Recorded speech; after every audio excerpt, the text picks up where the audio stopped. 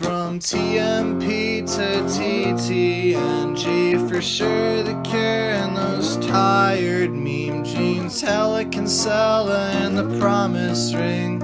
Sunny day, real estate and rights this spring. Prince Twinkle daddies help keep the dream alive. I constantly thank God for Algernon and Remo Christie front drive. Mineral, snowing, high tide hotelier and more. Real emo only consists of the DC emotive hardcore. But you gotta admit, Kyle and Ellie really on that emo bullshit. You gotta admit that Kyle and Ellie really on that emo bullshit. Have you heard the tired and disavowed lonely word? Have you heard the disavowed and lonely word? Have you heard the lonely disavowed word? Have you heard the tired and lonely disavowed word? Welcome, everyone, to episode 23 of the E-Word. I am your host, Ellie, reporting live from Las Vegas. I just got back here. I just did a manicure with my mom, actually. I got some nice black nail polish. I'm here right now with my co-host, Kyle. Are you in Madison right now, Kyle? I'm still in Madison. All right, awesome. And we also have probably the most special guest we've had so far on the podcast. We have Ian Cohen here for you. What's up, y'all? Hi. How are you? I'm doing all right, man. Now I got to live up to being the most special guest. It's a lot of pressure. Like, I mean, I guess I should go run to my closet right now and get the put on my Jets to Basil shirt from Donut Friend in LA. Oh, amazing! I own one, but like, am I really doing this subject justice if I'm not like totally in character right now? No, it's cool. I'm flattered to be a part of this, and I'm looking forward to seeing where this all takes us. Because I mean, when I think about like what emo-pop really means, I mean, this could go in so many different directions. And I have my idea and like my perspective from my age, and I'm interested in seeing what y'all have to say about it as well. So let's do this thing. Ian actually just introduced the topic for this episode, which is we're gonna try and do a deep dive on emo-pop, probably the most misunderstood of all the emo subgenres. So I don't know. That includes like crabcore and screamo. I understand crabcore and screamo perfectly. I don't know. I'm talking about like on a mass level, and you know what? That's cool. That's what we're here for. I guess that should be our first question then. So how do we define emo pop? Well, I would say that it's a question of whether it's a matter of emo bands making pop music, or like pop music with like emo, I guess, sprinkling, if you will, because there's like the emo pop that I'm assuming y'all want me to talk about given my age and my interests, where it's like where emo evolved from like emotional hardcore to something that kind of meshed with the pop punk and melodic hardcore music that it was always interacting with, and became something that was commercially viable. Whereas if you go to your average emo night, and not the one Tom Mullen or like Luke O'Neill runs, but like the ones that are like super duper popular and like mix. When I go to like Jimmy Eat Wednesday in Austin, and they play like Chiodos, things like so it would be then things like Fall Out Boy or Panic or and just stuff that's like pop music, but it's packaged in a way that makes it seem emo. So I think what we're kind of seeing here isn't really a specific genre, but I guess much like emo itself, takes a trajectory and evolves and mutates and goes in cyclical trends. But you know, if we're really going to start what I think you know leads us to where we are now, it probably has to start with like the fracturing of Cap and Jazz into like Joan of Arc, which is like the esoteric, really artsy, and I'm sure Tim can sell himself and call it pretentious aspects of that scene. Then you have like American Football, which like leans more to the post rock and instrumental technique, and then The Promise Ring, which in some ways can be considered like maybe the Big Bang of it all. Right. Yeah. It was there are certain like qualities of it that makes it, you know, like the vocals, the subject matter, the way the guitars play amongst the rhythm section, like the rhythm section itself being very jumpy and jittery as opposed to straight up pop punk, which is more like power chords and straight rhythms. And I think that's sort of kind of where it starts. I think if we're looking at the first, you know, emo album to ever come out on a major label, if we're really seeing it from that perspective, like, because I don't know if like 30 Degrees Everywhere would be considered an emo pop album. Nothing. Yeah, that album's almost more post punk. Mm-hmm. Yeah, right, that's when I listen to yeah. it. They got like one chord songs on it and stuff. Like it's a really almost more experimental album. Yeah, and it's like produced very raw, and there's still like that almost nappy aspect to it. But you know, you asked like what I thought the first like emo pop, like the first major label one was, and one of the ones brought was Nothing But Good was on J Tree, which is by no means a major label. Well, I didn't necessarily say that it had to be on a major label because to me emo pop isn't it, like I do think it is a genre. Like I do think it is a sound and not necessarily like just emo that is pop music, right? Okay. So when I was thinking about this, I was thinking it has to be either Nothing Feels Good, or if you want to make the argument that it came a bit earlier, Jawbreaker's 24-Hour Revenge Therapy. Don't let Blake find out we're calling his Jawbreaker emo. Like the Jawbreaker show that I saw most recently, like he did this in LA, and I'm told he did this basically at every show. It was just like spend a good portion of the stage banner talking shit about emo and like how his band wasn't one. And I would say with you know, that one, I don't know, like it's almost like maybe even Static Prevails. I was just thinking about that. Yeah. Because I mean, with which one was your Jawbreaker choice for like the first? It was 24-hour. Okay, 24-hour. Yeah, that could perhaps be it, but I think that's the one with like the most concise songs, the most like sing-alongs, I think, are on that album. I think with I think they're just kind of more of a Bay Area punk band that just kind of got grandfathered into emo against their, you know, against their wishes.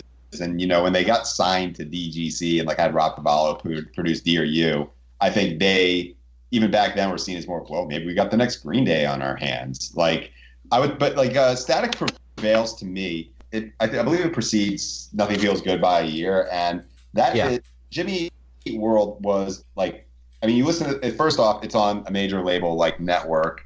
Secondly, it's definitely like emo. Like you could put it out right now, and it's the most revival Jimmy Eat World album. You could hear the kind of the link to Sunny Day Real Estate in there, with just the way there's like the twinkle parts and like then the heavy parts, and you know, the kind of jagged palm muted guitars and like the two vocals competing against each other. Like those are aspects of Jimmy Eat World sound that connected them to that world. So I think they were just like kind of the first emissary from like actual emo to make a pop album. And now, granted, compared to what came afterwards for them, like that's a pretty punk rock record, or like more traditional. So, but I think if we're really talking like emo pop, I think Nothing Feels Good is really the kind of model for what came after. Like Jimmy Eat World kind of existed more or less in their own lane, but like with what they did on Nothing Feels Good, still the rhythm section made it more emo than pop punk. The guitars themselves, like, you know, not really power chordy. It was like in that open C tuning, and the vocals were not whiny. They were like more like lispy, and like the lyrics themselves were more abstract than pop punk, which is extremely topical. So if people were to like say like what is the definitive first generation emo pop album, I think Nothing Feels Good is as good a place to start as any. But what about and the Get Up that's Kids? also the argument I made. The Get Up, certainly. I mean, it's more a matter of like what the chronology is, because 4 Minute Mile, absolutely. Nothing to Write Home About, or Something to Write Home About. Sorry, that one. I mean, that is also like canon. For sure. Yeah, even more so. Like maybe that's not the first one, but that's like probably the definitive article of it, because they had a much more classic pop template than The Promise Ring, who was still kind of more punk.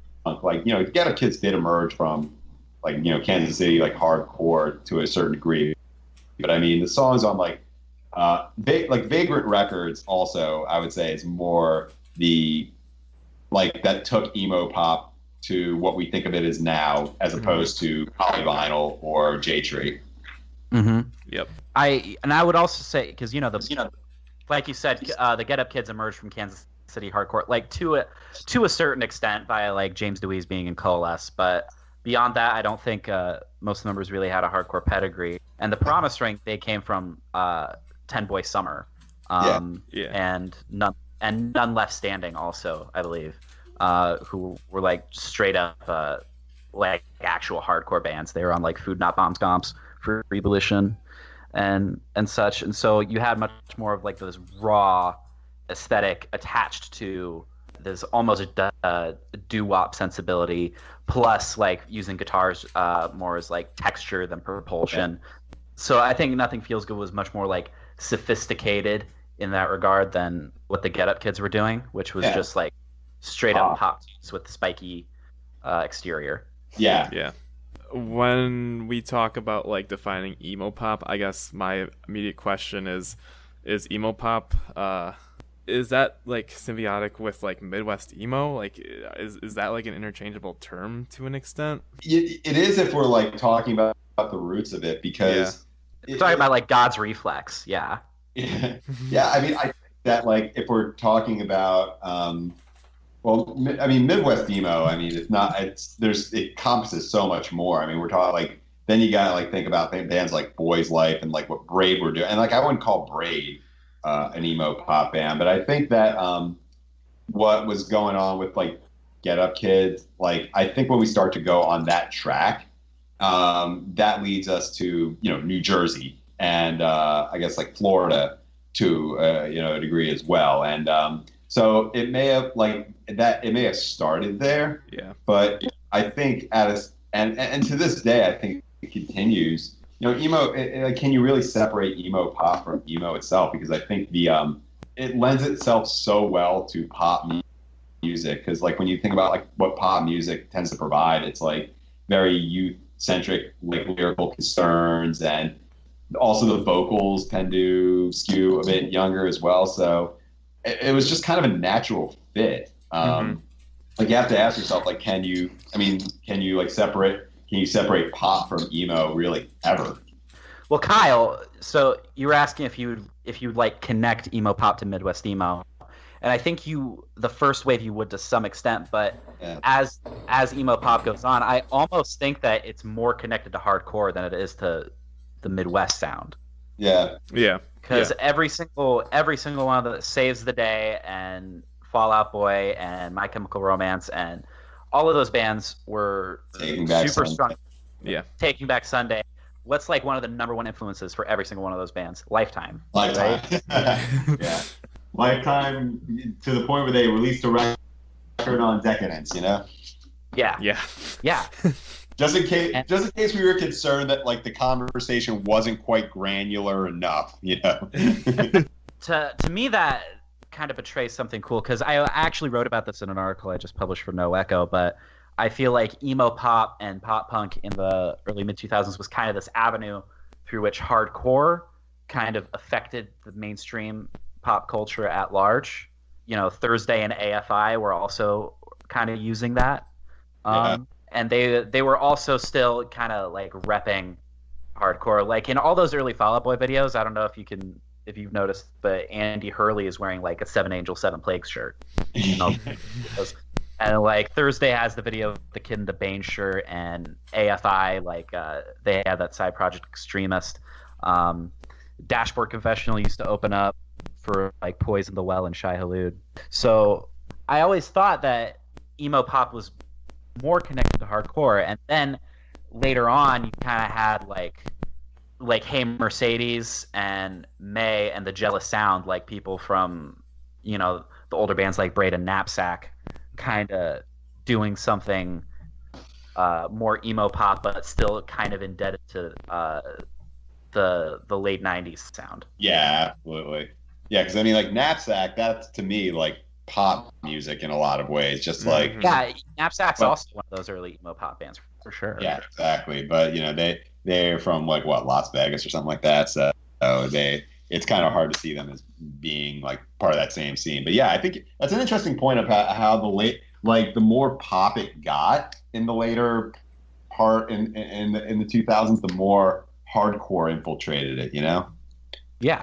Because all those guys and all those bands just like repped it like super duper hard, like whether it was wearing the T-shirts or whatever, or giving bands like a certain chance. And you see it now. It's like with like Dashboard Confessional. I mean, you see like someone like Julian Baker who had opened up for like Touche Amore and things like that. I think you're seeing kind of that repeat. Yeah, and now you also have like pop punk and emo labels like Run for Cover, putting out Fury, Pure Noise doing Knocked Loose, and the crossover's happening again. And we could observe the crossover in like the 2010s too, when you had Code Orange and Self Defense Family and The World Is and Tiger's Jaw all did that split, which I think we talked about last episode too. Yeah, but yeah, it's like of course like these sounds, like hardcore and like emo pop and whatever are going to find like similar avenues, because it's not like they're going to get signed to like Matador or whatever. So exactly. It's kind of a survival tactic, and it's youth centric rock music. So it's that's where you're going to see a lot of that stuff crossing over. So My Chemical Romance and Fall Out Boy, I think we can both agree, or all three of us can agree, that they were the bands that kind of solidified emo as a nationally recognized buzzword, right? I don't know, because I mean, if you look, I remember like the first article I had read in a major magazine about it came out in 2001 or around that time and I think it was Spin, because it covered not just the J Tree and Vagrant stuff, but also like Jimmy Eat World, with Bleed American becoming a platinum record, and also Dashboard, and also Weezer coming back with the Green album that year, and Pinkerton kind of getting grandfathered into it. I would say that's true, but sorry. But as far as like when I as a 38-year-old like man who works in a non-music field, like when I say I like emo music, like what I'm prepared for people to think of is My Chemical Romance, Fall Out Boy, Hot Topic, like Sweet Haircuts. Yes, in the sense that like what made it become like a pop phenomenon, like I absolutely like think that is what, especially when like, because I work with people who are for the most part in their mid to late 20s, who that was the music of their teens, like the pop music, what you hear when you go on the radio or turn on MTV or whatever. So yeah. Right. So let's look at that time period in which MCR and Fall Out Boy were huge. Let's say 2003 to 2006. Right. Okay. That's peak those years. What was happening in the world of non-mainstream emo, excluding screamo? What was going on? That was the time of like Deja Entendu and Thursday and Thrice. Under Oath. Under Oath, yeah. Okay, non-mainstream emo. Oh, well, let's. Okay. Well, are we talking about like Cursive or? I mean, I'm saying like I think that was like the last gasps of like the Deep Elm stuff. You're right. I mean that era, 2003, 2006, like that was like when the Promise Ring made Woodwater, Save Today made In Reverie, the Fire Theft came around, Yeah.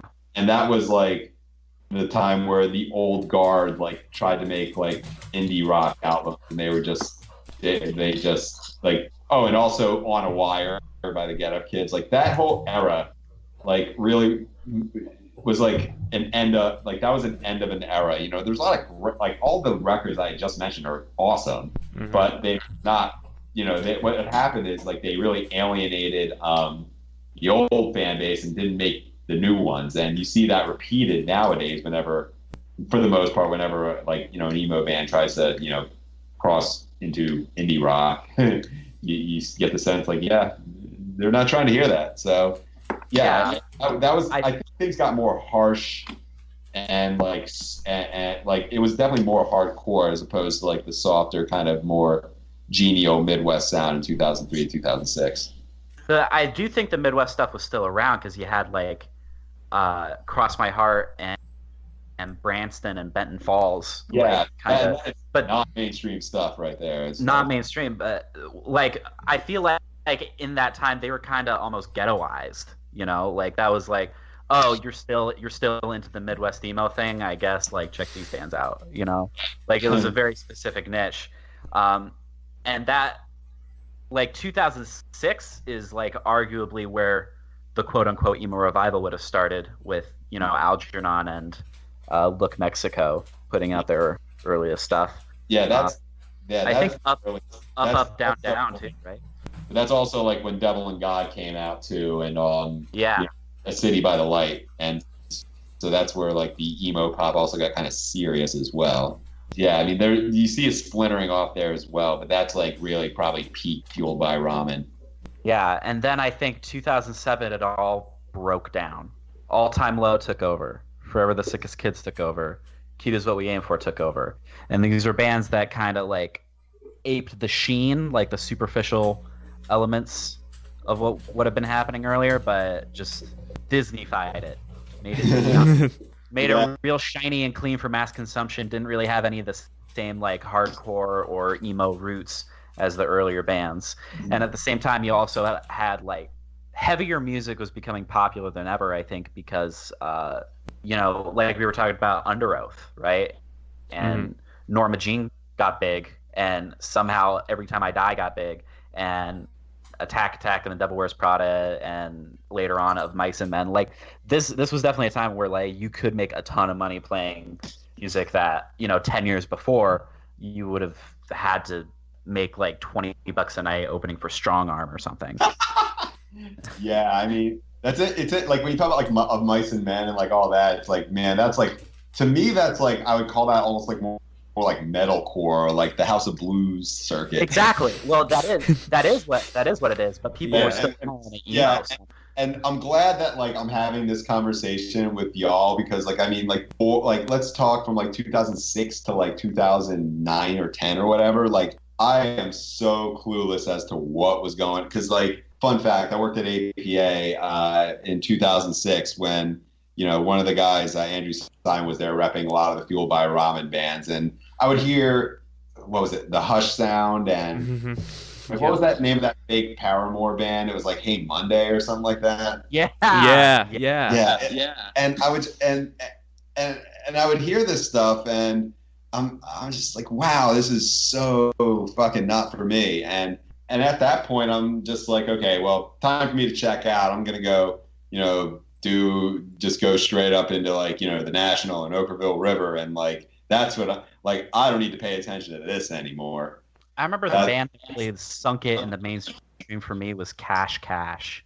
I listened to that, like a song by Cash Cash, and I was like, what in the fuck is this? Remember Millionaires? Yeah. Do we still like haters now?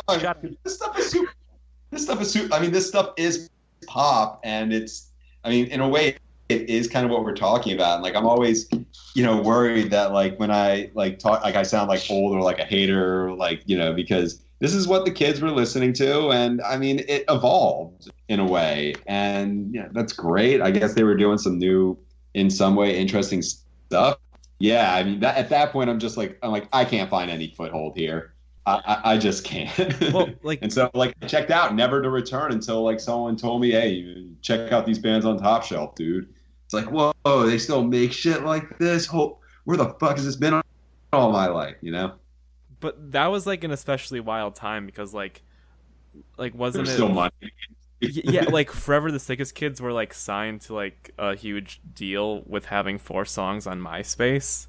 Yeah. Like Have you heard the production on that first Forever the Sickest Kids album? It's like literally flawless. It's like on par with like the first Rage Against the Machine album, like flawless production. it was just like people were just finding bands that were seemingly nowhere and just existed with like a MySpace page. Like they weren't like touring or anything. They just picked them out and then marketed them or put them in the fucking Journey's music video like slideshow, you know? I've heard some good music in Zoomies. Don't. Yo, I actually heard Silver Sun Pickups for the first time in a Journeys, and I went home and downloaded it off of Kazaa. My buddy William works at Zoomies, and I guess they put "The Summer Ends" by American Football on one of the mixes. That was in Starbucks when I was working there. Before Shit. that was before they reunited too. Really? Yeah. Yeah. They play Seven at the coffee shop that I work at. by Sunny. I think they also play like local age and stuff too, though. So I think it's just like the bottom of the barrel '90s stuff. Oh, for fuck's sake, man! You're gonna like talk. You're gonna bring me onto this and talk shit about local H, man. I can. No, I love local I can go H. for both. I don't think local H. I don't think you're. I'm saying that they were like, they were not a high level '90s band. Oh. Well, Thing, yeah, like, because commercial. they opened up fucking for love Metallica for like a local talent Yes. contest. You remember that? I interviewed Scott recently for Stereo Gum. That was like one of the best conversations, man. Like that guy's just seen a lot of life, and yeah, I mean, in your guys' career, if you ever get the chance, man, just interview. Anytime an opportunity comes up to interview somebody from like the '90s, like alt rock, like or any period of rock music where there was money around, do it. Like they'll always have good stuff to say. Like nowadays, like you talk about bands, DIY lifestyle. It's like, no, tell me about the time where, you know, Dean DeLeo from Stone Temple Pilots hung out with you and you guys like got high and watched Saturday Night Live. You know, that's the stuff that interests me. Oh, wow. What a tangent. Not expected. So real quick before we move on, because I feel like we're about to come up on how emo pop has kind of like helped evolve the modern emo scene as we know it today. Did you have like any specific topics that I missed that you wanted to bring up? Like these emo pop Mount Rushmore bands that we talk about, like the Get Up Kids, Promise Ring, like Nothing Feels Good comes out, and like before that they're all touring together playing house shows. Like I know in Madison there's a flyer somewhere that's like Mineral, the Promise Ring, and the Get Up Kids at a house. But then, like, I know Get Up Kids and Promise Ring both opened up for Weezer in arenas. So it's like, and I have no clue, like, what was the come up? Like, was it like house show to like fucking clubs to arenas? It was Vagrant. It was Vagrant Records. They pushed the Get Up Kids so goddamn hard. Yeah. They sunk so much money into that band. I literally think that's how like they went from house shows to arenas overnight, because you know when you read Andy Greenwald has that book Nothing Feels Good, and there's the whole section on Vagrant Records where they're talking to Rich and he's just like, yeah, we sunk every single penny, like money that we did not have, into the Get Up Kids to take this band to the next level, and it worked for a good couple years there. Yeah. I don't know what happened to Vagrant, by the way. I kind of like lost track. It's like a weird label now. Yeah, they put out like a Janet Jackson record like a few years ago. Edward Sharpe and the Magnetic Zeros were on that label, and yes, so was the 1975 for a minute. Really?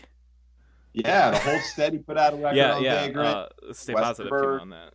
Yeah, it's Vagrant Records. Like I think got just engulfed or absorbed into. It got absorbed into a bigger like Warner, and then they're putting out like DJ Party records, man. Yeah. So it's just like Vision kind of like saw where it was going and just ran with it. You know, what were some of the other, like, because J Tree also got like assimilated. They got swapped. Well, they sold now they're, themselves to Epitaph. Now they're just like kind of the merch or whatever. They tried to do a couple reboots, but there was like Equal Vision and like Polyvinyl had, Polyvinyl like had a bit of an influence on that, but I would say they're more like kind of trad, Midwestern. But what were Hopeless? What was the other one? Victory Records. Fearless. Fearless, Hopeless. I mean, Victory is still somehow doing okay, despite the fact that every band who has ever been on Victory has spent their career on Victory trying to get off of Victory desperately. Yeah. Except for Bayside. Oh yeah, well, Bayside. Okay, this is my like hottest take. I think like the first couple Bayside albums just sound like much more polished Promise Ring. There's some like New York swagger to them though. Yeah, that's true. That's true. But I just like, I think it's in the vocals. I just feel like if Davey Von Bolen just like let loose, but also took some singing lessons, he'd sound a lot like Anthony Ranieri. They both kind of sound like they like ate like a carton of cottage cheese before they went into the booth. Yeah, I just can't ever envision like Davey Von Bolen being from Queens, Like that just doesn't compute, man. Like Davey Von Bolen could only survive in Queens if he wore a sailor hat. I'm just like having trouble with like Davey Von Bolen, who like now runs an accounting practice in Milwaukee. Yeah. Like, Promise Ring is on his LinkedIn page, by the way. That's amazing. Incredible. Yeah, when I interviewed the Promise Ring before a New Year's Eve show, I believe it was like 2015, and they're just like, "This is it." Like, there's no like, Davey is so about his accounting practice and his kids, and like, he's like, you could just tell like they are not doing the reunion, which God bless them. Mm-hmm. Yeah, but it's just like that like a lot of those guys. Jim Pryor and like Mike Kinsella have kids and like obligations, but like Davey, the problem is you are not getting them back on the road like ever. Side note. So okay, emo-pop died 2007, right? Yes. Is that roughly what we want to say? I think around 2009, like 2008, 2009, we start to see not just the emo revival bands, the earlier ones popping up, but we also see kind of like these hardcore and emo influenced, very strongly DIY pop punk bands happening. Man Overboard and Title Fight and The Wonder Years and Fireworks. I feel like, yeah, those were all great bands, and you can very clearly see the influence of early emo pop in those bands. I mean, The Wonder Years like reference the Get Up Kids kind of a lot. Like I think they even like do a excerpt of the lyrics from I'll Catch You in one song. And I know at the end of Suburbia, the last words of Suburbia I've Given You All are Shoulder to the Wheel, and it was produced by Steve Evans, who also produced Through Being Cool. I thought that was like a really neat Easter egg there. And I think like when you take early emo revival and that kind of DIY pop punk stuff that was happening and smash it together, you get modern baseball. Yeah. Yep. Modern baseball, I think we're doing kind of like an emo pop revival thing. Does that make sense? I think so. You look at bands like that, and to a certain extent, You Blew It as well.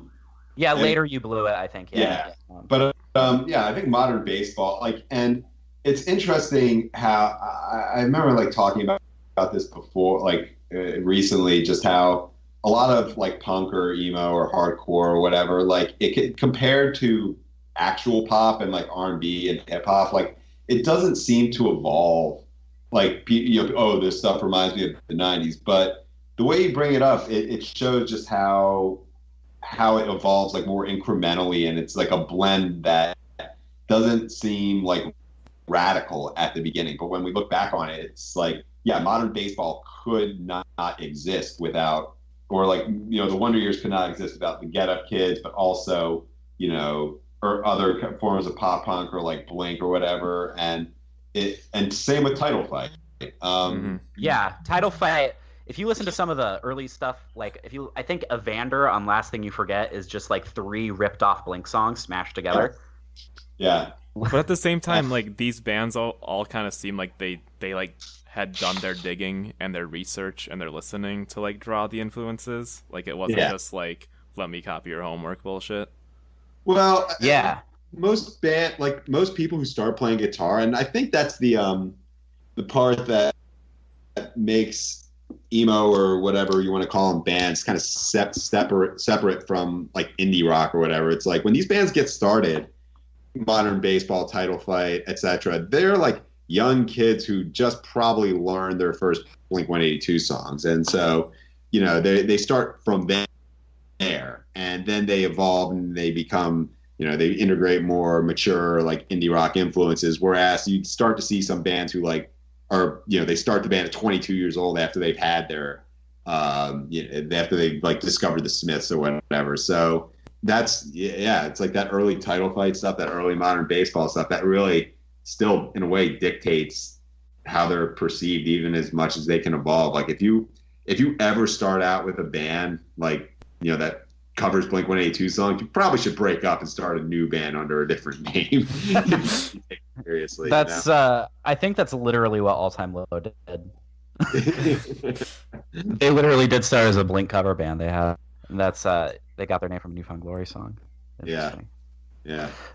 I think Modern Baseball is like the two sides of the coin of the Philly scene. Like the Wonder Years smashed together with Snowing, And wearing Crocs on stage and shorts, baseball hat.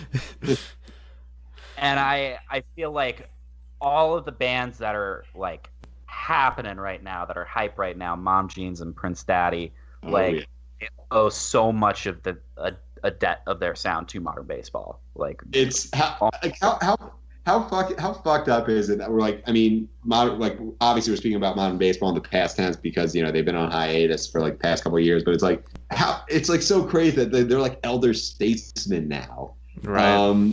Like we can look at them as like a formative influence of a band that's starting right now. Mm-hmm. Yeah, I mean, they started in 2010. That's 8 fucking years ago at this point. That's light years. That's millennia in hardcore. Yeah, seriously. Yeah.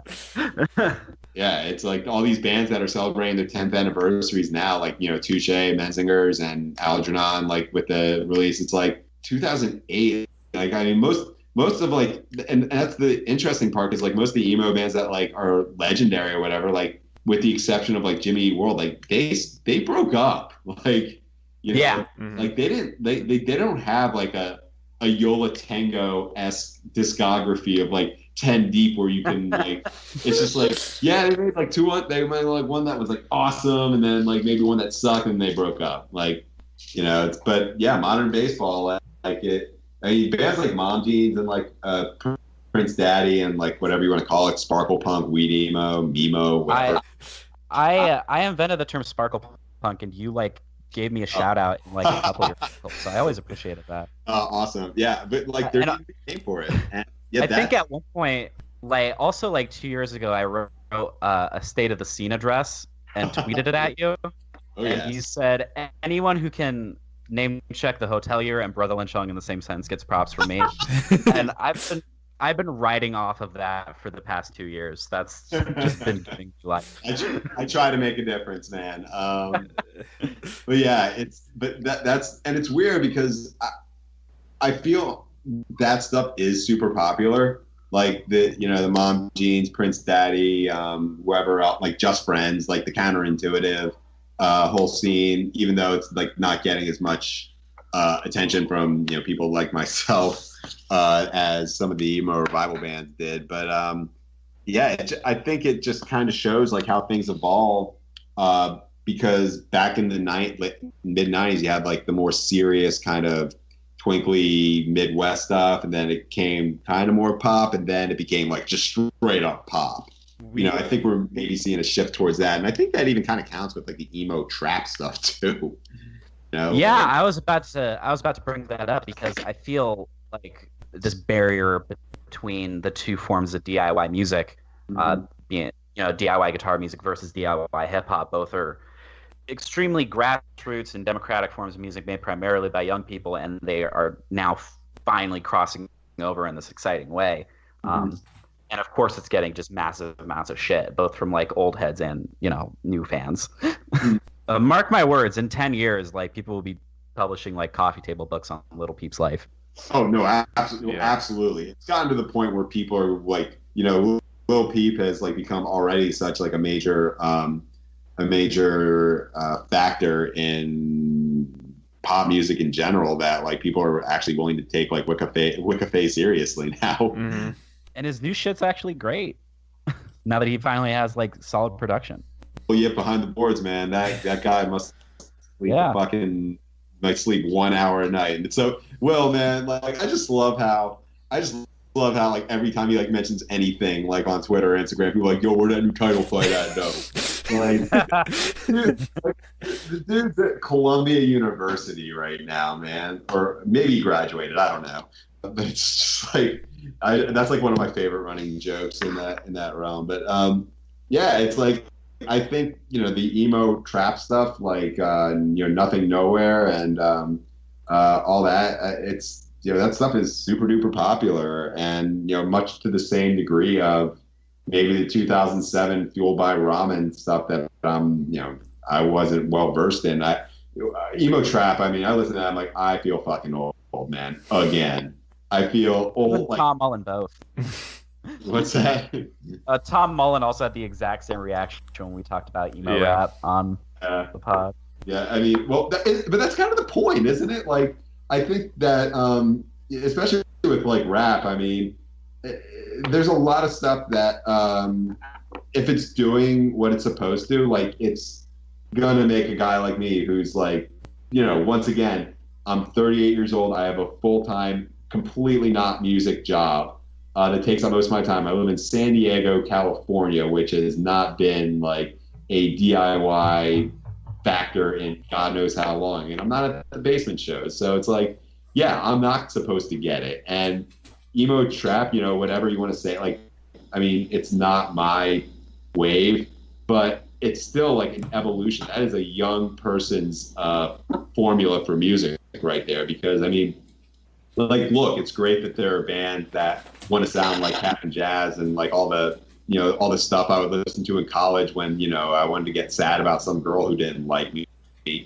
It's, this is the sort of thing that's going to appeal to those who are like 16 or 18 and don't have the same sort of attachment to those sort of like emo ethics or that emo sound or whatever. And, and maybe in 10 or 15 years, people like will be having this exact podcast about Wicca Phase, I think what's right around the corner actually is bands, rather than taking influence from the song by Captain Jazz, Scary Kids Scaring Kids, they're going to be taking influence from the band Scary Kids Scaring Kids. Yeah, exactly, man. Like those bands that kind of have been like lost to the sands of time, looked at as like just like, oh, bullshit for scene kids, like kids that ninja dance too.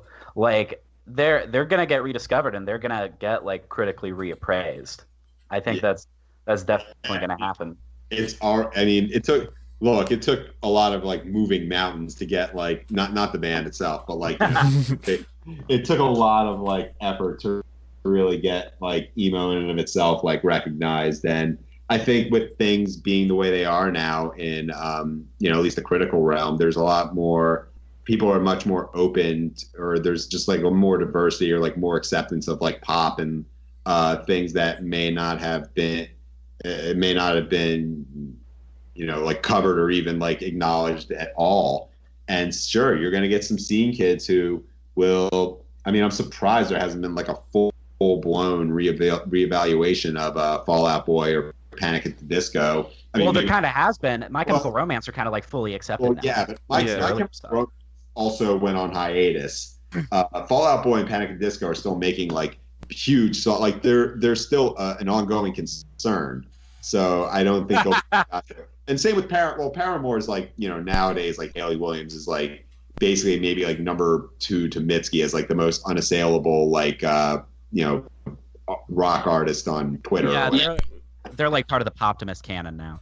Yeah, like that much is true. But I mean, I don't know. I think there's going to maybe be a fun time when like all those scene bands like, you know, Scary Kids, Scaring Kids or whatever, I don't know, where they become like a part of it, where they become like just maybe it's just like a brief like flutter of, you know, some young guy who like gets on at like Fader or whatever is like super into that stuff, and all of a sudden they get like their critical reappraisal. Like really nothing's off the table right now. Yeah, I mean, like two bands that are like stuck in my head right now is like Vane, who made new metal cool, and then fucking Just Friends, who like are basically like fucking 90s alt rock. They're with like 311. They made 311. Yeah, cool, 311 basically. It's like somehow that stuff has been made palatable and like touring nonstop. Well, and you know what blew my mind was. Yeah, the thing about new metal is that stuff was like so popular that it inevitably had to have a second life. And like I remember in 2015, like Grimes and One Tricks Point Never were saying, yeah, we're gonna make new metal records, and there was some elements to it. And the Vane record, yeah, there's some Slipknot in there. Same with like Code Orange or whatever. But none of them ever really got that like. I mean, Korn made some catchy songs like with big pop choruses, whereas Vane is kind of new metal, but like they're not really like the biggest new metal. So they have like the sampled drums and clean vocal hooks. Yeah. They have the Deftones influence, is what it is. Like the biggest new metal element is the Deftones. Yeah, Deftones, and like they're sort of like Paramore in that regard, where they're like, yeah, okay, like they're cool now. Like you can, like that is not something you have to fight for anymore. But like the other one, like Just Kids. Just Friends. I'm sorry. Just Friends. I'm sorry. Yeah, that's like a ska band basically. And God bless. Something that blew my mind was when the Under Oath album came out this year, it was taken serious. Whereas like 10 years ago, 10 or 12 years ago, that would not have been the case. It made serious. Yeah, Under Oath were like a critical, hot, like a viable property this year. Oh, I guess. I mean, news to me, but like, I'm not saying that as like a diss on Under Oath. It's just like, I mean, there's what's a critical point of interest in, I guess, my world. But I don't know. Like, I think I saw Under Oath. I think maybe make the Billboard Best Rock like that. The Billboard one that came out recently was super interesting because it was like. You know, your Mitskis and like Soccer Mommies and so forth, but it was also like some like House of Blues type bands as well. And it's like, you know what? God bless someone who's like seeing like Chris Payne and Andrew Underberger, like those dudes, man. And like those guys are seeing like the big picture. God bless them. I mean, like I tried listening to an Architects record, and boy, that was just that's not my thing. But God bless people who like. That's like one of those albums that gets like a 92 on Metacritic because like only 5 places review it, and they're all like super enthusiastic. But yeah, you know, God bless people who are willing to like fight for that sort of music as something to be like, because all it really takes is just like one writer, like, you know, Hanif, who like writes about like the Wonder Years and like Fall Out Boy and like they can't kill us until they kill us. That book. I mean, it's gonna be me. Gonna be me. That's what I'm saying. Hey man, if that's your wave, man, ride it, because that's really all it takes is like one writer who's got the juice at the time, and he was that guy, and you know, maybe Chris and Andrew were that dudes, like, you know, fighting for like the metalcore scene. And I mean, but that's how stuff evolves. Otherwise we're just gonna be like, otherwise like all critics are gonna talk about our bands that just sound like Pavement, you know, or The Fall. Yeah, it's just bands that make what's the phrase? Fractured pop songs. Yeah, sure. Deconstructed. Yes. Which is just, you know, shorthand for this sounds like it was recorded in a vacuum cleaner. Exactly. Was this all the time you had for us, Ian? It is all the time I have for you guys tonight. Did we reach, or do we need to do a part 2? I would just like to talk with you about like your experience with like emo and like finding all the bands that like the kids online find about. Oh, you know. Well, I would love to talk with you guys about that, but we'd have to schedule a part 2. Yeah. Well, awesome. Then, yeah, we can do that. Let's get it on the book sometime. Yeah, absolutely, dude. This was awesome, man. I dug this, man. This was man, it's like you guys really bring the knowledge, and like you guys have the good rapport with each other, and this was cool, man. I would definitely love to get more into the stuff about like being writing about emo and shit.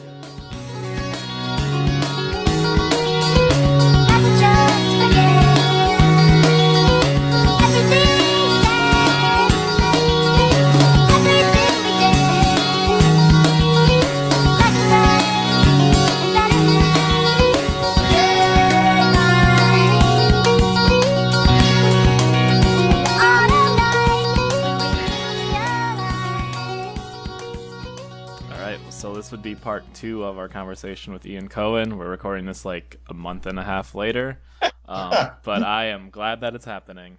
So on this part, we're just gonna kind of chat. I mean, we talked everything, or we said everything we wanted to say about emo-pop, right? Yeah. I think so.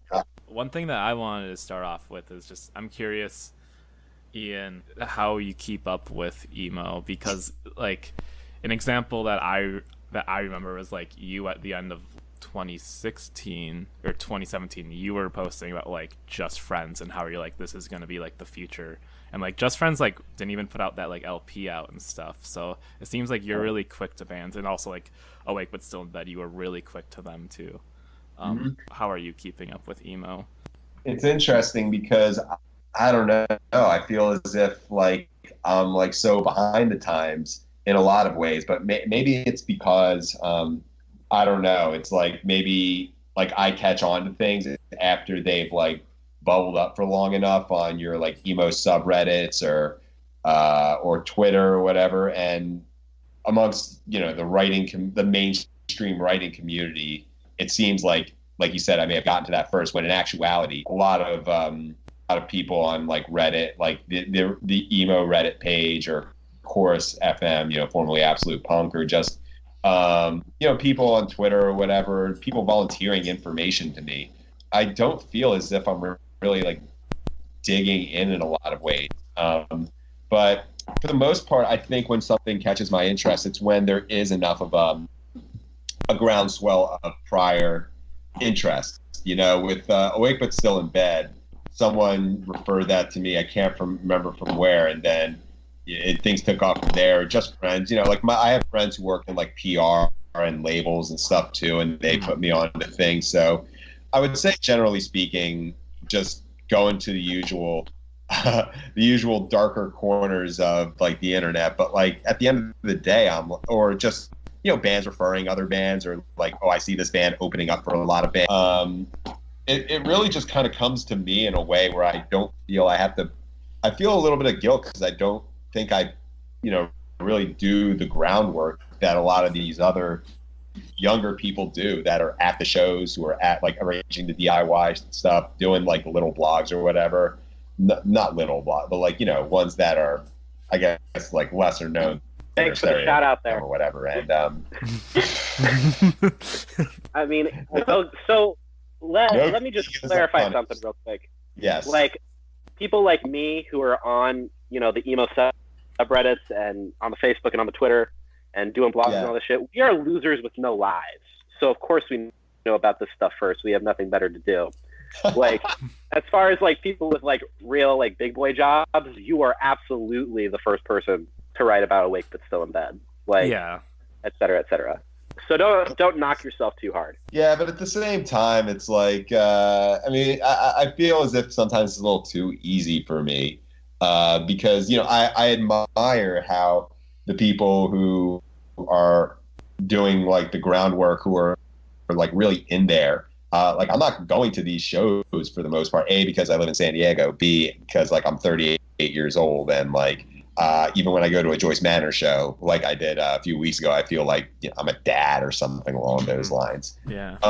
But I think someone stage dived off a balcony the last time I saw Joyce Manor.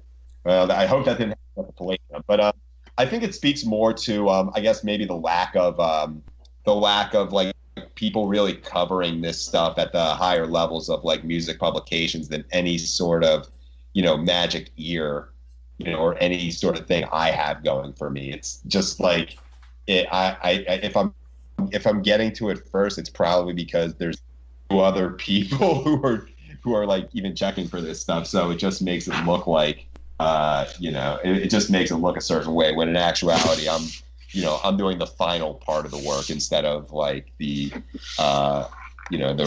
real digging. But it's like a really big deal when like an Awake But Still in Bed gets a Pitchfork review. It doesn't matter if it's getting like a 6 or a 10. It's just like, it's kind of like, look at one of us.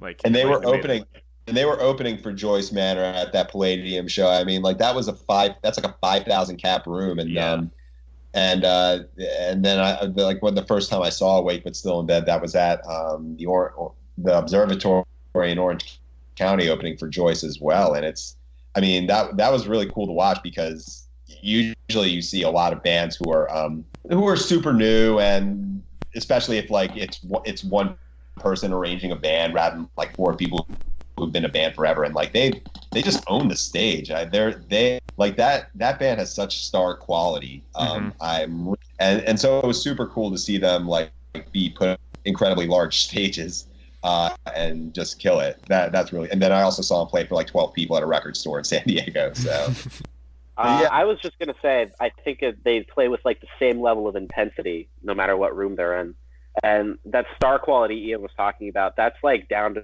like Shannon's work ethic. She has just like an insane work ethic. I mean, like as far as like rising stars go, I'm putting in my cap for ABSIB coming up. Same.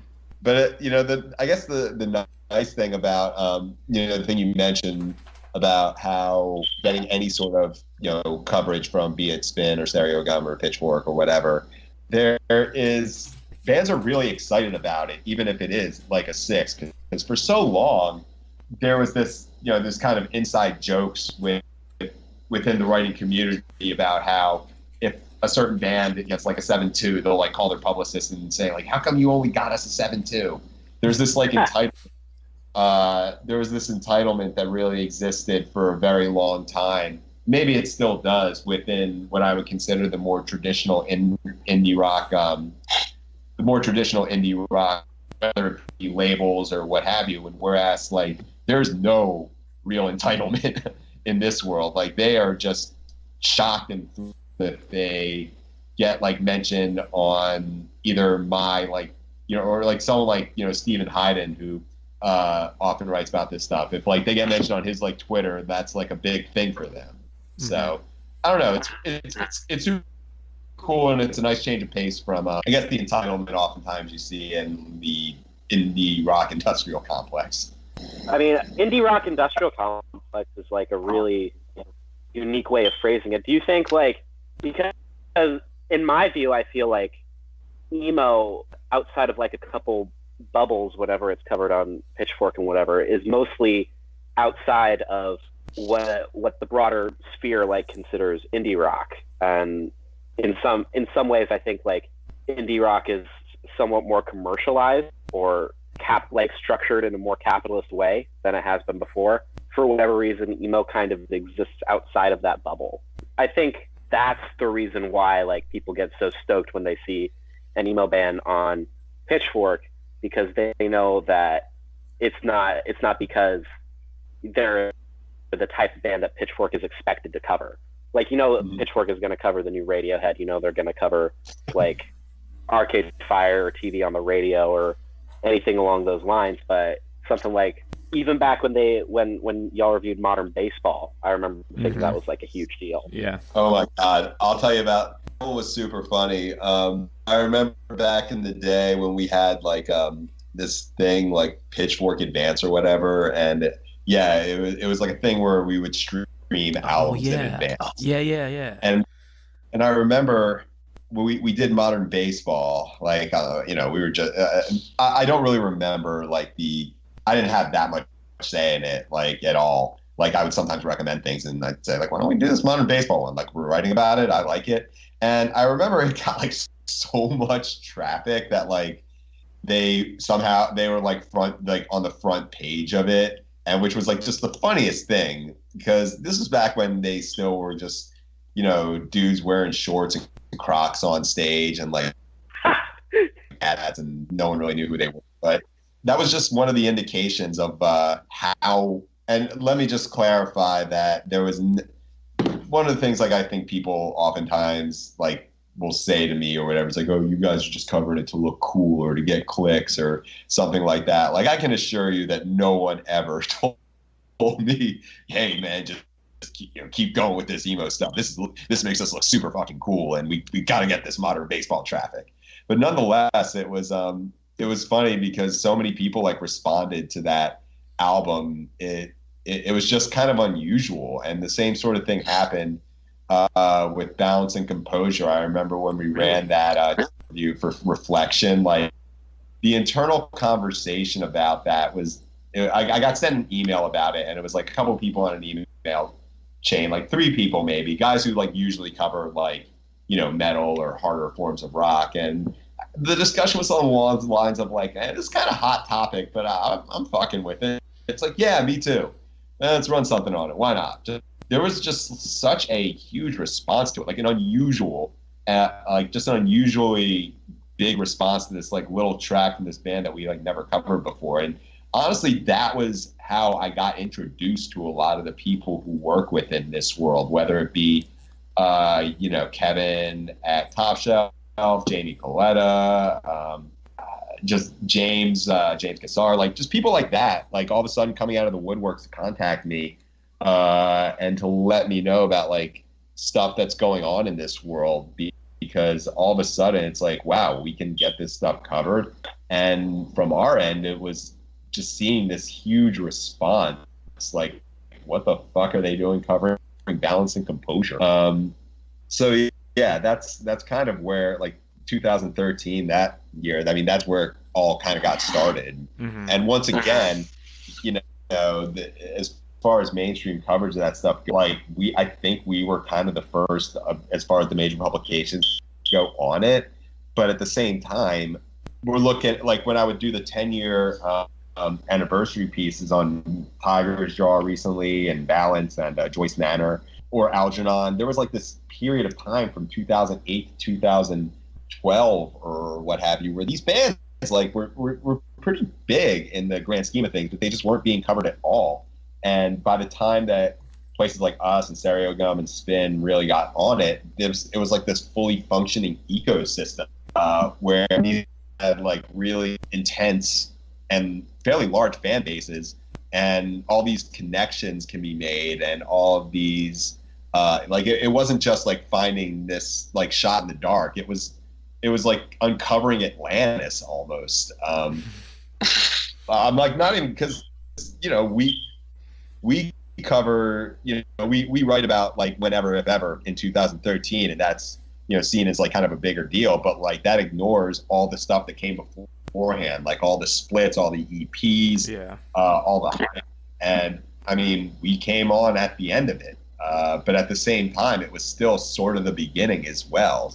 So I think in recent times, the fact that we've had so many 10-year anniversary pieces has let me see just how broad the scope of this really is, and how we skipped over the first Tiger's Jaw album, like not just us, but like everybody, except for like Punk News or Absolute Punk or whatever. The first Joyce Manor record, like we try to find any coverage of that. Same with Algernon, who was like a pretty big band.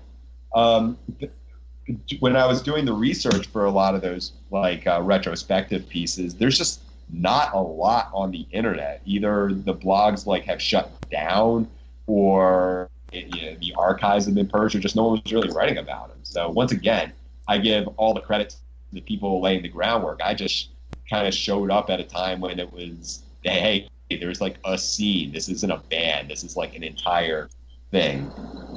Because you were talking earlier about how when you would advance stream a record like Modern Baseball or Balance and Composure, that you would get a really strong rush, and those bands would end up on the front page, despite them potentially not being as big as other artists that you were spotlighting. Yeah, you had mentioned. I was like, where did we even start on this conversation? It was about the kind of indie industrial complex, which a lot of these bands really operate outside of. I kind of put that enthusiasm down to the fact that compared to bands in the quote-unquote indie industrial complex. Fans of emo are just a lot more passionate. I think that like is what's embedded within the genre from the get-go, is that people are really, really tightly embedded within like they're invested in seeing those bands succeed. Mm-hmm. Absolutely. And so and that's makes it an interesting thing to cover, because I mean that's like one of the great things and the difficult things about covering this world, because that's what I was going to ask about.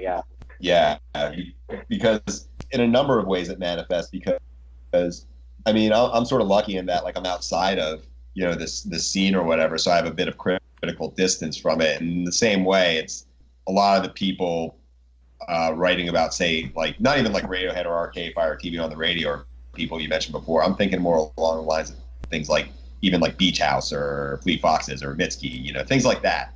Whereas, yeah, but the fans of this sort of music tend to be younger, tend to be very engaged on Tumblr, Twitter. They're extremely Reddit. online. Yeah, but that's the thing. That's not to say that people who love Beach House or Mitski aren't extremely online in their own ways. Mm-hmm. But at the same time, there's a level of professionalism and like not to say. And by that I mean there's usually like a bigger label involved. There's like a PR team involved. I mean, I imagine that people fans who are really into Beach House are like extremely online on Pinterest. Yeah, I mean, they may be extremely online in their own ways, and I do think maybe in some ways people who are as enthusiastic about like the Hotel Year are like people can be that enthusiastic about Beach House in their own sort of way, but like it's not point and shout all the Beach House lyrics back at the singer, or get the lyrics tattooed on you, or like name a album or name a record label after a Beach House song. But it makes it because like one thing you see with like the fact that the scene's so tightly knit, it can elevate bands. It can also like result in a lot of like backbiting and gossip that really makes it uncomfortable to cover this stuff sometimes, because you'll hear one band saying this negative thing about this band they toured, or just like hearing this guy is kind of a shithead, or this label did us dirty and all that. And I don't think that stuff really arises much at the higher levels, Yeah, like no one's gonna get mad if Snail Mail goes from Merge Records to Captured Tracks or something, but like if Mob Jeans goes from Counterintuitive to like Rise Records, there would be a fucking war zone. Yeah, there'd be a shitstorm. Moreover, sorry, go ahead. The people who write about like Snail Mail, for the most part, like I mean, everyone at every level writes about that band, but like when they get covered at like at the beginning though, Mom Jeans is being written about by people who even booked that show and maybe even like play in a band that is in that general range. Like maybe they play with Mom Jeans, or like a band that plays with a band that plays with Mom Jeans, whereas there isn't as much distance, and that's why it gets a little bit uncomfortable whenever you see like the kind of gossip and things like that going on. Even beyond the idea of like selling out, Yeah. You mentioned the Hotelier like earlier, and to me the Hotelier are kind of like emblematic of a band that started out in emo, and then thanks to coverage by places like Pitchfork and AV Club, they kind of leapt their way into the broader indie rock sphere, like kind of like how AJJ also like leapt their way from folk punk to the broader indie rock sphere. Do you feel like you sensed like that sort of shift? In some ways, there's always going to be that separation, and there's always going to be that like sort of line. If you started out in quote emo in any sort of way, whether it's you started out like on a label such as, I don't know, Top Shelf or maybe not Tiny Engine so much anymore, but like if you started out in that emo world, there's not like, you just can't cross that barrier. to the same degree like a Snail Mail would, or like Mitski, because like Mitski was like, you know, starting out playing like on Exploding in Sound or Double Whammy or something like that. And, being a Joyce Manor fan, and you know, Jeff Rosenstock and things like that. But once they get to that place where they're on Dead Oceans and they're rep by a certain PR company, they can be seen in a different way. Now, the Hotel Year, you know, they started out on, gosh, whatever that label was, started out by like the guy from Senses Fail. It was like kind of, but either way, it's like they are covered, you know, pretty regularly by the bigger places. At the same time, though, at their most recent tour, they've opened up for Jimmy Eat World, but they've also, as recently as 2018, opened up for Girlpool, which you know, is a band that has made that crossover to the indie industrial complex. And I don't think the Hotel Year is there. They don't get booked at like you'll notice like any given year there's like a few bands that get on the festivals circuit, like playing every festival circuit at like 3 p.m. You know, your Car Seat Headrest or your Snail Mail or JSOM or things like that. And I don't think the Hotel Year was there. I don't think the World Is ever got there. I don't think that's happened even for a band like Joyce Manor to a certain degree. Like I can think of and Modern Baseball certainly didn't get there. There's always that like and if you ask artists who play in this realm, like this is the kind of subtext of every single interview I've done with them, where they just talk about like how they want to be able to tour with certain bands or be seen in a certain way or covered a certain way. And it's just really difficult to do because there's just still, even after all this time, this view of like emo or pop punk or whatever being outside of indie rock. And that's kind of a double-edged sword, because at the same time, being in that realm is how they kind of get propelled to a point where they get paid attention to, you know? Do you think they have to like let go, or just have to like, I mean, like let go in the sense of just like, okay, I'm going to get thrust around in this industry and let them put me where they think I belong?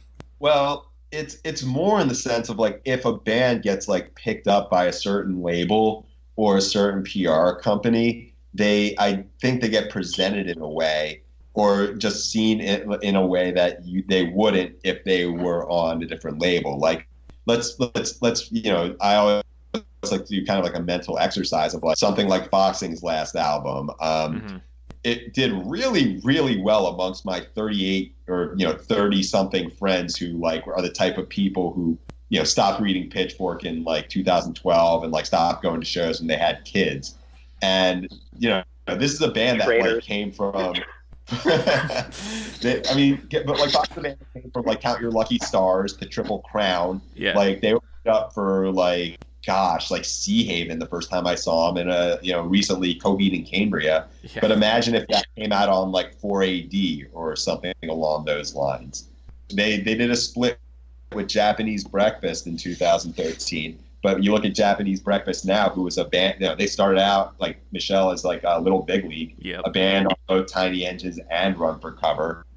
And but she, you know, her band is very, very much within the industrial complex, whereas Foxing is not. You know, maybe that's just like a matter of the fact that maybe people don't like the vocals or people don't like the production. I mean, I think it's not so much it's kind of the way it's always been, to be honest with you. I mean, you look back at old Rolling Stones or like Paz and Jobs, and like Sunny Day Real Estate is not on there. Even the stuff that we consider classic now, that stuff was not really taken all that seriously. So it's changed a lot, but in some ways I think certain barriers exist between, you know, emo as we talk about it now and indie rock, even though it is pretty much indie rock. And like a lot of the bands that we call emo now are like taking cues from Modest Mouse and TV on the Radio and Antlers and or are just straight up pop punk bands and not emo. Yeah. And the thing, there was like the antagonism towards that genre even before, you know, the Long Island stuff and the Hot Topic stuff. So it's change, but I think there's still that ceiling. Tom Mullen always likes to bring up the trashing Get Up Kids and Dear You, like anytime Pitchfork gives positive review to an emo album. That's Tom. You know, it's weird that sometimes I really feel like the disdain towards pop punk by places like Pitchfork or other music criticism websites is really very arbitrary, because those first couple Superchunk albums, they sound like pop punk to me, but they just get called indie rock. That's sort of what I'm talking about as far as like the difference between what you would call proper indie rock and emo, because one of my jokes is like, well, what's the best Superchunk album? Something to write home about. And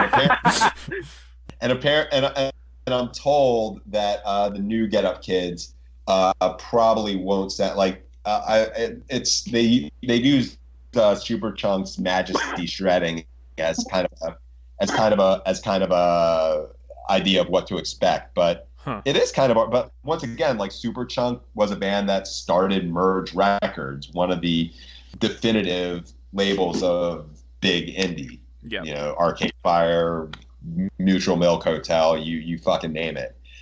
And it is sort of arbitrary, but and it's still, I think, even to this day, pretty arbitrary in the sense of like you look at even something like Wild Pink, who no one would really consider emo, but at the same time they're on Tiny Engines, and it takes a lot more, not because of the quality, and even Tiny Engines, I mean, they get a lot of attention, but it still doesn't get that initial push. Those are always like the growers, the underrated type things, whereas something like Amen Dunes has that push in the beginning because they have that machine behind them, and also is presented as something for lack of a better term, adult discerning indie listeners, and not people like us, I suppose, who are talking on a podcast about emo. Can I just ask you like a very hot button topic right now, which is going to be this way forever, but do you think Remo Drive is an emo band? Well, that was not where I was expecting this to go. Yeah, boy. Are emo? Fuck, man. I mean, they're opening for Saves the Day, who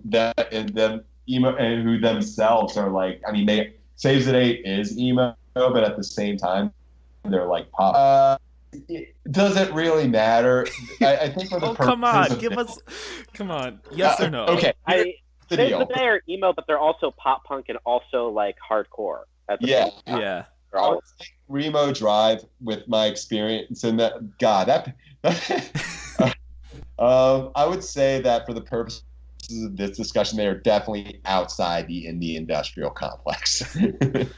Like whatever you want to call, whatever you want to call them, they are the type of band who, I would imagine they're a candidate, and I'm always speaking on like what I expect their new album to sound like, and this is outside of my opinion. They seem like the kind of band who would be like a total get a 3.5 in 2001 from Pitchfork. So if that makes them emo, they're definitely emo. I mean, if you think the Get Up Kids sounded like Superchunk, the first time I heard Remo Drive, I was like, this is fucking Superchunk. Yeah. Like 100%. Yeah.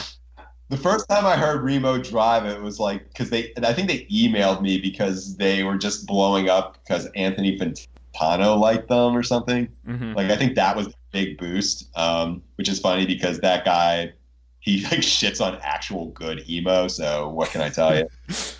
He won't reply to our emails. But yeah, Remo, I honestly don't fucking know, man. For the purposes of our discussion, we're talking about them on your podcast. They're emo. That's your pull quote. That's actually like the most pragmatic thing anyone's ever said on this show. What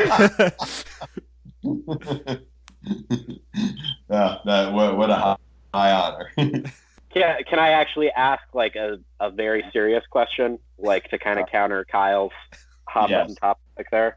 All right. Something that I've always been like very curious about asking people in the music journalism world, because it's their job to really cover these sorts of things, is situations like Pine Grove and sorority noise. So we just talked about sorority noise in the last episode we recorded, and we were unable to come up with like any sort of conclusions. And I was just wondering if, from your vantage point, if you have any insights you can offer us on those sorts of things, because I know Pitchfork like covered the Pine Grove story kind of intensively. Yeah, did they ever? The job that Jen did on that story was pretty phenomenal, and at the same time, what had happened at the end, people were thinking like, well, what are we to make of it? Because the story itself is there's so much to it, and there's really no definitive answer as to what are we to make of this sort of thing. And I think the question arises whether this stuff happens more in the emo realm, or whether the emo realm is better or more aggressive about pursuing it, because you hear about this stuff a lot in other genres and other forms or whatever, and these stories tend to go be kind of poorly held secrets for years and years and years, until like recently. Like I think of examples of like Crystal Castles and real estate. I mean, that stuff was like pretty well known amongst people in the industry, and then they finally broke. But this stuff, I mean, like you look at Brand New, I mean, this is the biggest band in the entire probably scene, and their career was ended in about 3 days, and it was that quick. And so there's always a question of like whether there's more policing and better policing. I mean, there's still so much that goes underreported, but I guess getting back to the whole, what to make of it all, I don't have an answer for that, and I don't think anyone really does. With Pine Grove, it was interesting to see because, on one hand, you had if Skylight had come out when it was planned in, I think, March of 18 or whatever, before everything kind of broke, they would be possibly that band we described before who came from the emo world and were able to break through. And now it's interesting because on some level they've lost like just ridiculous amounts of career momentum, and also they had those shows and that little tour they did towards the end of 2018 that sold out instantaneously. And Skylight did incredibly well on Bandcamp or something like that, and a lot of people, myself included, and it sounds like y'all as well, it's like, well, what do we make of this? Like, where?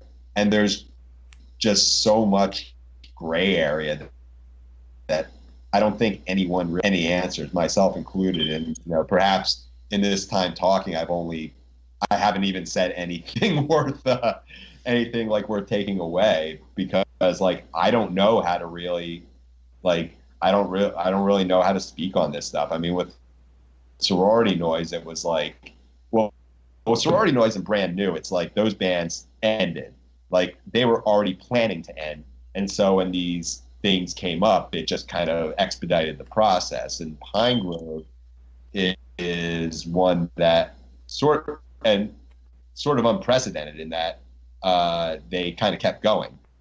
So I think people are just trying to figure this out as it goes. And for some people it'll be I can never listen to Pine Grove again, and for some people it's like, okay, well, did they do what was asked of them from the accuser? And then some other people are like, well, you would see it's like, well, not everyone knows the whole story. There's still stuff that hasn't come out yet. So it's a question I don't have an answer to, because I'm not even sure what the question really is sometimes, like whether it's okay to listen to them or should they continue their career. Like, I don't know, and I'm not I don't think it's my place to really tell anyone how to deal with it, But if someone's pitching you to write about it, do you just kind of what do you actually do? Well, with Pine Grove, I mean, for me, it's like I didn't go out of my way to write about that one. Skylight. I just think for first, and this is just my own personal calculus. For me, it just for me, I just don't go near that stuff because of, I'm just not that engaged in the music world where I have to have an opinion on it. So I think for me, it's it's probably better that I just say nothing.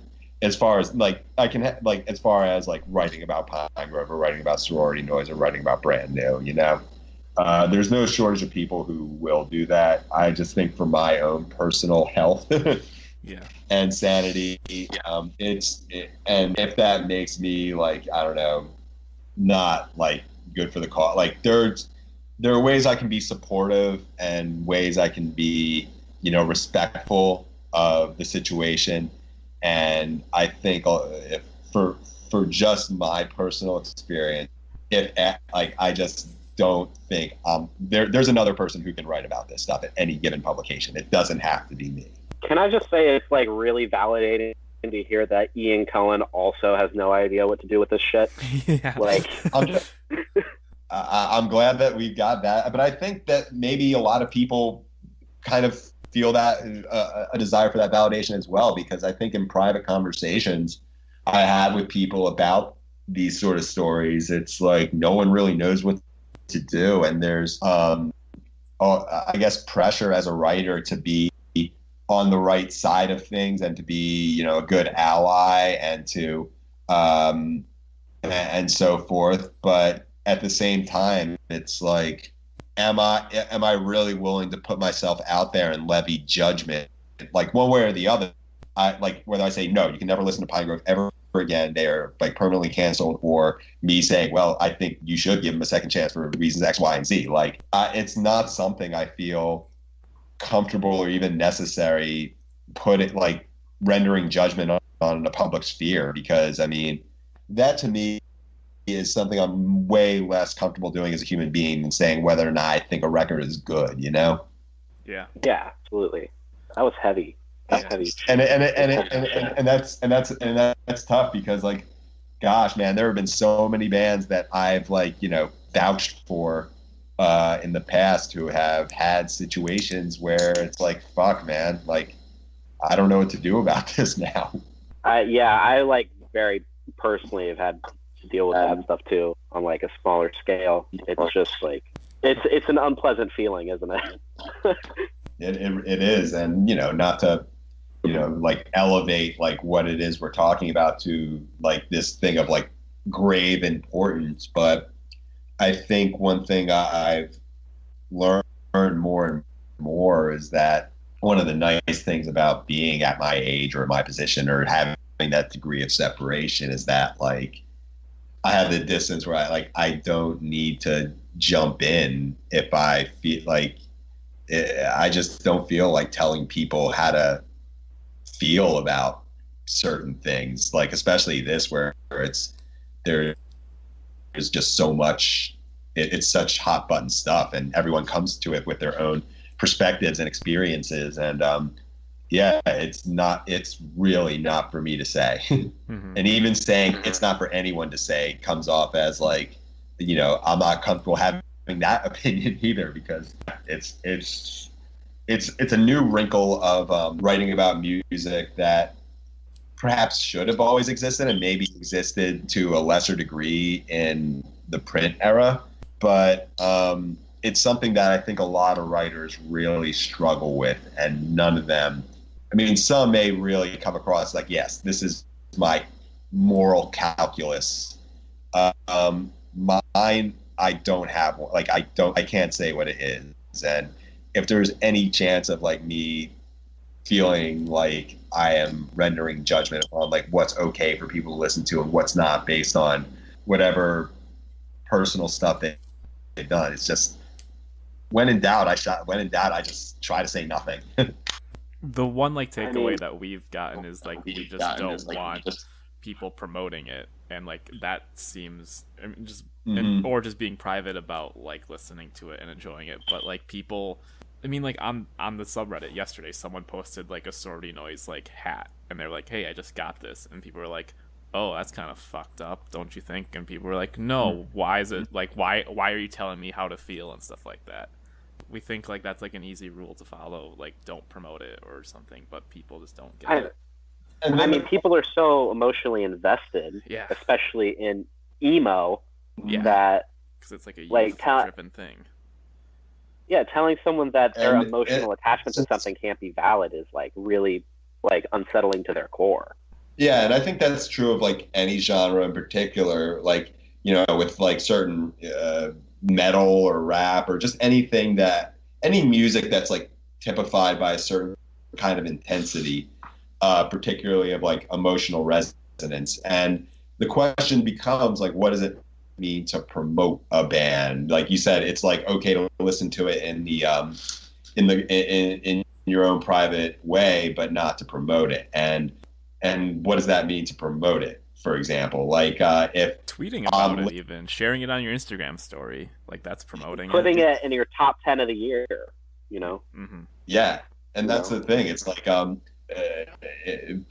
some might say that like even listening to science fiction on Spotify in the privacy of my own home where no one could possibly know about it still somehow puts money in Brand New's pocket. So is that irresponsible? There's really an end to what, and for some people it's like I can't listen to it ever again, and for some people it's like the same. I mean, I'll bring a situation from my own life where I work in like kind of residential treatment, and in 2018 or whatever, like and I work with primarily women, actually exclusively women at this particular place, and someone comes in and she has a brand new T-shirt on, and you know, this is someone who's been through like a lot, and my understanding of it, like my initial reading of it is like this person may not know that Brand New even released a new record in 2017, and secondly, she almost definitely doesn't know you know, all the other stuff with like Jesse Lacey and everything, and I think in a weird, like a lot of people, like it was big news. It's like the biggest news in our realm, and for people who like listened to Brand New in like 2003 and maybe like just stopped listening, like they probably don't know about this stuff. Like a lot of people are kind of like unaware of it, and so it's like it's super confusing in that way as well. You know, like with a lot of like artist malfeasance. I mean, R. Kelly, everyone knows about that now because there was a goddamn documentary made about it. Mm-hmm. But I think to people who are outside of maybe the Tumblr, or like just people who don't read music publications, they may be like completely unaware of like a lot of this stuff. So kind of getting back to it, it's like someone who listens to Brand New or Sorority Noise in their privacy of their own home, like is that promoting it? I honestly don't know. I mean, another like equivalent is like Kodak Black. Like he's gonna sell out shows for the rest of his life, even though like he's a piece of shit. Like, I mean, like all that stuff is like really out there, but it's always super interesting to see like what the but I think with like with Kodak Black specifically, I think that like, or XXS Tentacion or whatever, there was always the question of like, well, why doesn't the same thing happen to them that happened to say Power Bottom or even Brand New? You know, like a band like Swans, for example. It's hip hop just doesn't have like the same structure of accountability, I don't think. I think for whatever reason. I think it does, but I think the difference is once a artist of any kind of, whether it be hip hop or pop, I mean, or like I can think of many examples, like you know, big pop artists who like work in rock or work in genres outside of hip hop, or any like just big stars, let's call it that, who have situations but I think this kind of ties back to the thing we said before about the scene where Power Bottom's career was like ended in a day because there's still the same people who you know elevated them are the same ones who could bring them down. And in the example of one of like XXX Tentacion or R. Kelly or whatever, I mean, they're so big that they can't be taken down by like music critics or whatever. Like they're just outside of the control of any sort of like scene, and to me it has nothing to do with like genre or anything like that. It's, I think, I don't know, and maybe that'll change in the future, but it's really interesting to see how some stories play out because of their circumstances. I mean, like Power Bottom has like, you can never have those set of circumstances ever again. So it's hard to say, like, well, why doesn't this happen? Same thing happened to them, happened to this other artist. I mean, like they're all that stuff like broke the day before their album was going to come out. Yeah. And it was a very specific kind of band who, stood for certain things publicly, and then this private behavior goes against that. And I think that's really that's really what makes things difficult. Like, not makes things difficult. That's really where the gray, like, that's really why it gets like more inflamed in the story of like Pine Grove or whatever, because there's that, the image that they put forth in their music and their stage, and then there's the things they're being accused of. And so this is like meant to be very uplifting, communal music, and then you hear about it kind of ruins it for some people. And even with like Brand New, who like every single record from like, including like every single record did not present Jesse Lacey as this like a very good person.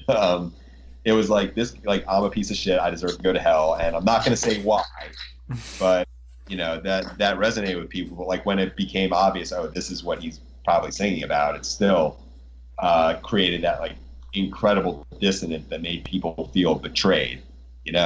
Yeah, and like Power Bottom were getting protested by churches at their shows, and then they like turned out to be going against everything that their community stands for. That like hurts, that stings.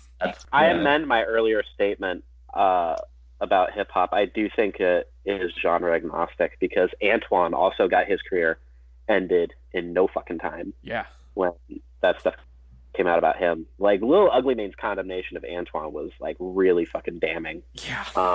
Wow, I didn't even really hear. I mean, that's just a name I haven't thought of in a while. But like, I had I guess that's the reason. There you go.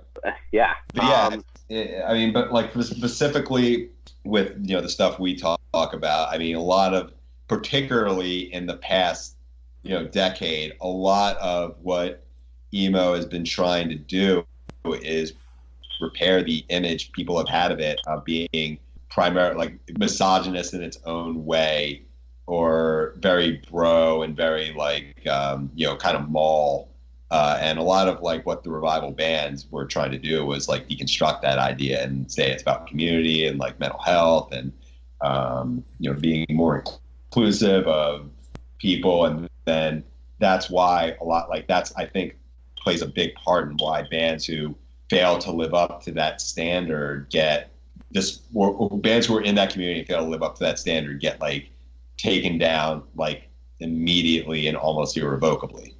To circle back to something you mentioned earlier about how you didn't know if maybe it was more widespread in like pop punk and emo and hardcore, these sorts of allegations. I've kind of always been of the opinion that I don't think it's necessarily more widespread. I agree that our communities just are more aggressive in calling it out, because the scenes, I mean, they're countercultural aesthetically. Inherently, they're just microcosms of the rest of society around them. Like, I think that's true.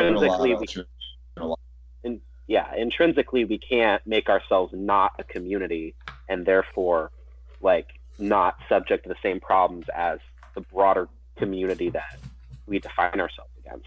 True. Well, where do we go from here then? Do we? Yeah, that was heavy shit, man. Like the first time we were just like talking about like fucking sasscore or whatever, and now like we're dealing with like the heaviest shit imaginable. It's like, welcome to the fucking E word. That's what we do. Yeah, this is.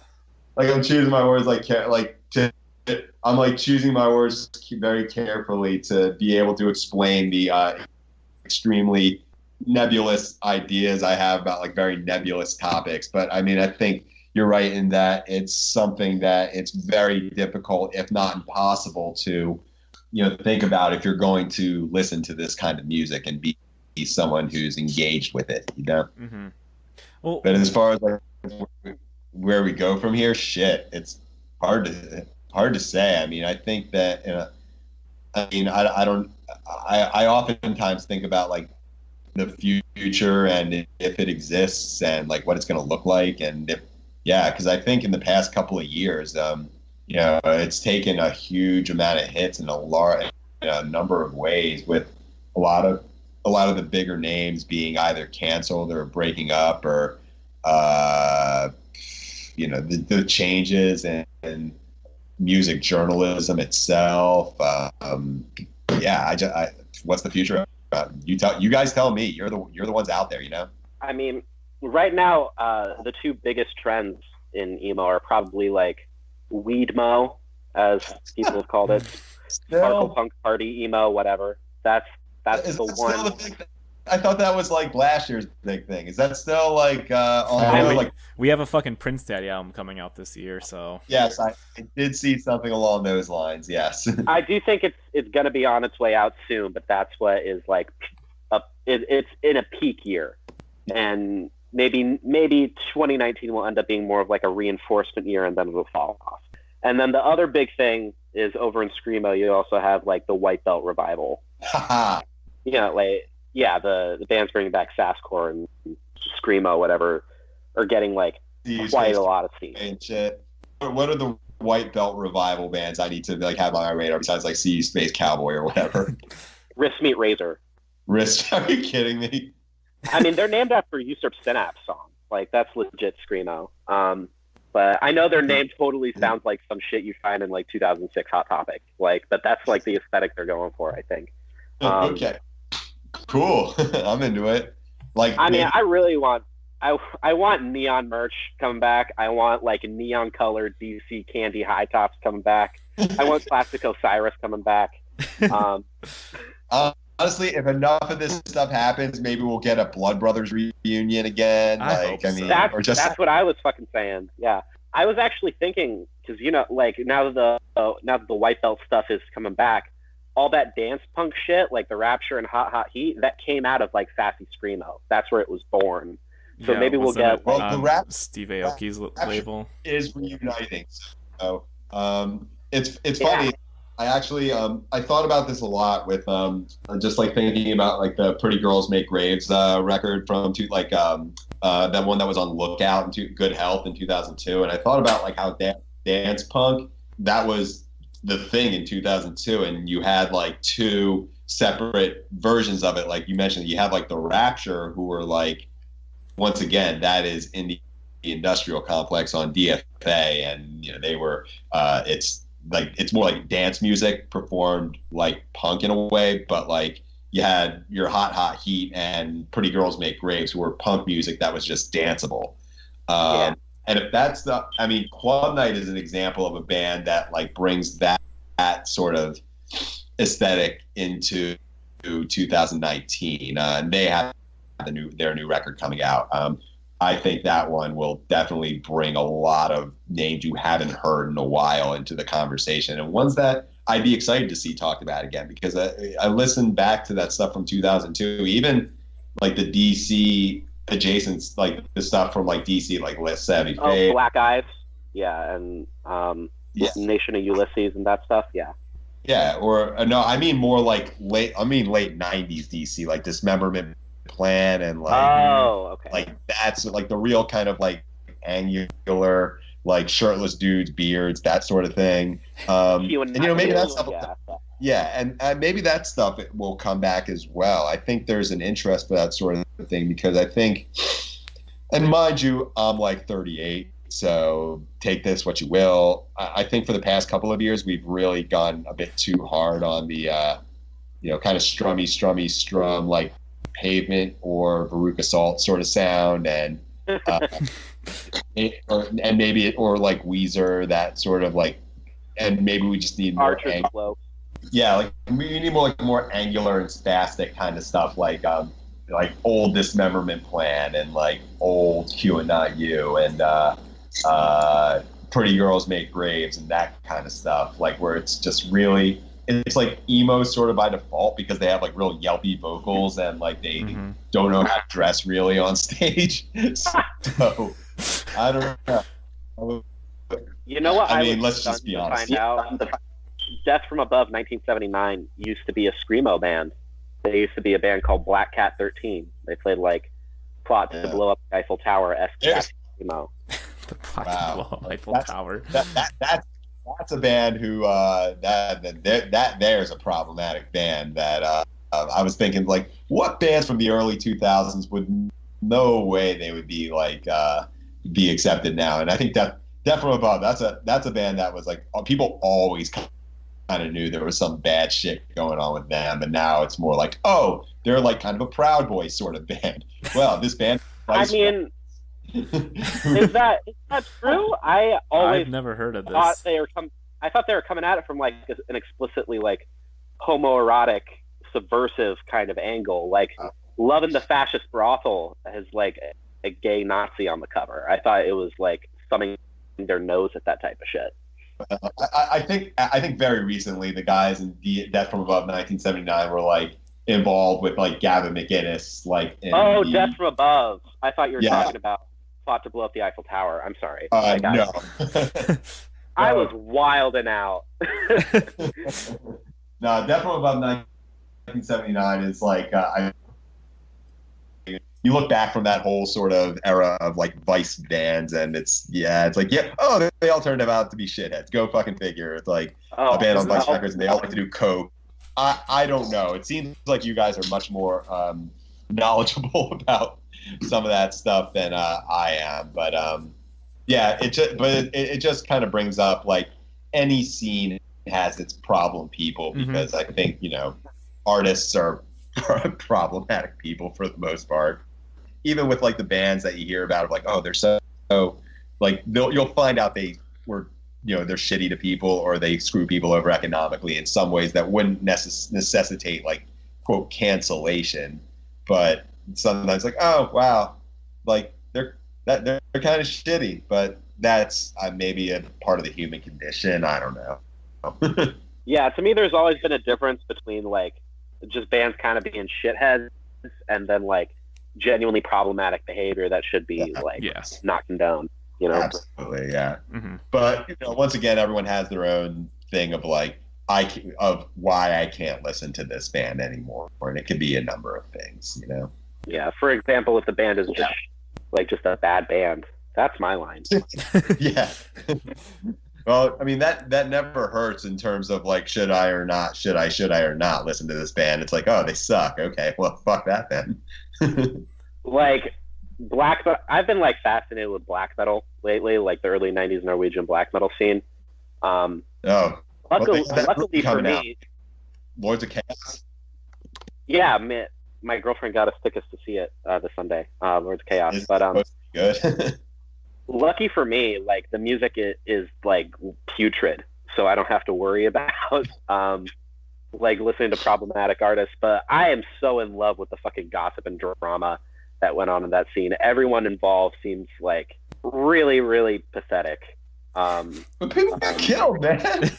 No, I'm serious. Like, that's the thing. Like, if you read like people's accounts of this shit, people were trying so hard to be like true evil and not be considered posers that they went as far as to like murder gay people and burn down churches and fucking like duel each other. That wasn't born out of like a dedication to a cause. It was because they were trying to like outdo each other in what the most like grim frostbitten act they could commit was. It's insane. Yeah, it's man, fuck. I hope that movie's good, because I think it's a very interesting subject matter. But then again, you get into the whole is it okay to watch the Ted Bundy documentary or whatever. So, God, why like anything, man? Just it is so hard. It is so hard to like anything, man. I mean, there's no ethical consumption under capitalism, right? So yeah, have at it. And if we want to bring home any point on this podcast is that there's no ethical consumption under capitalism. So I think we can shut the podcast down. We've gotten to the logical endpoint. I've said it like 19 times on air. So we've reached our logical endpoint several times. Well, I think we need to start wrapping it up. I have one more burning question for you, Ian. All right. How did you find out about the E-Word podcast? I can't put a finger on it. I think it may have been something that was like retweeted into my timeline or whatever. And like, I mean, you see the end serenading avatar, and it's like, okay, it's an emo podcast. Like, what kind of emo podcast? And it's like, oh, okay, these people seem legit. So, and once again, like, this is how I find out about like emo bands and whatnot. Like, people like yourself. It's like, this is, these are the people who are very dedicated to the cause, and, hopefully maybe 10 years from now, they'll write the 10-year anniversary piece of some record, like about, like, I don't know, Stars Hollow or something like that. I'm genuinely want to do that. Yeah. Yeah. But it's like, I think about like, who are the people who were at the Algernon shows in 2008 or whatever. It's like, but yeah, when I see someone who's like covering this stuff with a real sense of like purpose and taste, because I mean, there's a lot of like people who are really enthusiastic about this kind of music, but the writing is like just pretty fucking bad to be honest with you. And that's tough, because like a lot of times like the people who are writing about it are like maybe like super young and super inexperienced, and like I mean, it's very easy to find like 15 really awesome writers writing about like a new Fleet Foxes album, but like it's much harder to find people who are writing about awake but still in bed in substantial ways. And that's the thing. It's like people who I read a lot of writers who I absolutely love, who write about shit I don't care about, and people who maybe aren't the best writers, but like have really are just out there finding good stuff. And so with you guys, like, I said, it's like, okay, these people care. Their podcast like brings really good shit to the table. Yeah, definitely. This is where I'm going to find like bands that I otherwise wouldn't find like anywhere else, So you're saying after this is over, I can definitely tweet Ian Cohen just admitted to stealing content from the E-Word, right? You know what? If that's what's gonna get the E-Word podcast to its like next level, I'll martyr myself for the cause. I mean, we got on your feed because we have quality tweets. That's what happened. Yeah. Ian Cohen, the FUCKJERRY of emo. There it is. There's a full quote. That's the episode title. Right fucking there, Kyle. Yeah. Just stealing from Reddit r/emo, stealing from the E-Word podcast. I just swoop in. I'm like FUCKJERRY meets Drake, where I just vulture everything and pull it off my own. TotalFuckingPoser.org, man.